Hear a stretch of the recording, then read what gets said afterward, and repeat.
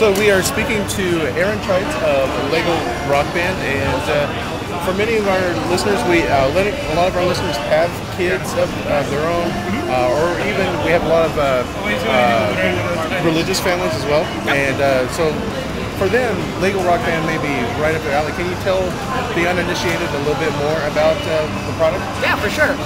Lego Rock Band is a melding of the more traditional Harmonix like music, rhythm-based gameplay, with the kind of the fun and adventure that TT's brought to the previous Lego games, like Lego Batman, Lego Indiana Jones. We're really happy with how things have turned out. I think it's going to be a great entry point for kids and for adults that maybe haven't played a Rock Band game before. It's got a really great sense of humor. And the songs, while geared more towards like family-friendly situations, aren't like so tween that it's like totally saccharine and completely unlistenable to adults.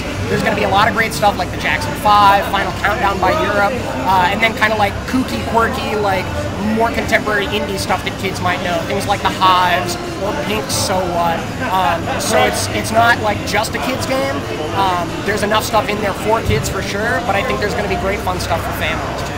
Now, there's more than, for those familiar with Rock Band, there's more than just playing the songs.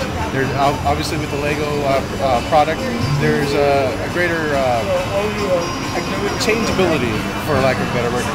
Can you talk about the fun for both kids and adults, what they can do with the Lego side of Lego Rock Band? Yeah, the customization's a huge part of it. Like, we wanted to make the game as close to the experience of actually like playing with Legos as possible.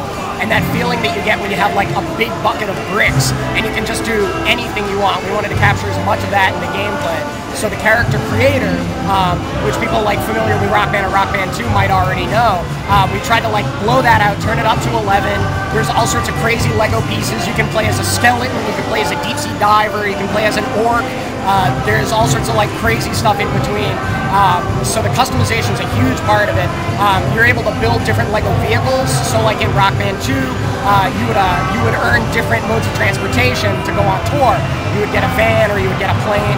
Lego's the same, but you have to build those vehicles in-game, and then you can also get like a submarine to go on tour. You can get a UFO to go on tour. So we definitely played around with a lot of the options that Lego made available to us, and that kind of comes through in the animations in the game as well. TT's done a tremendous job like using those Lego pieces and then kind of like moving them into the world of Rock Band. So the animations, like all the Lego minifigs, look amazing. So there's some really fun cutscenes in the game too. Now, with this blending of Lego and Rock Band, in terms of DLC, will we have Lego DLC, and also will we have additional songs as DLC for Lego Rock Band? We haven't made any announcements yet about making DLC available for Lego. I think the on-disc experience is going to be really great. I think that people are going to be able to like find so much stuff in the set list that they either didn't know they knew, or stuff that they will find out that they've loved and will enjoy playing in the regular Rock Band experience. Another question that a lot of our listeners are wondering about is, if they pick up Lego Rock Band, can they transport those songs into their Rock Band collection? I've heard some stuff in like Wired magazine about exportability, but I don't know anything beyond what I've read in major publications that may or may not be fairly reliable.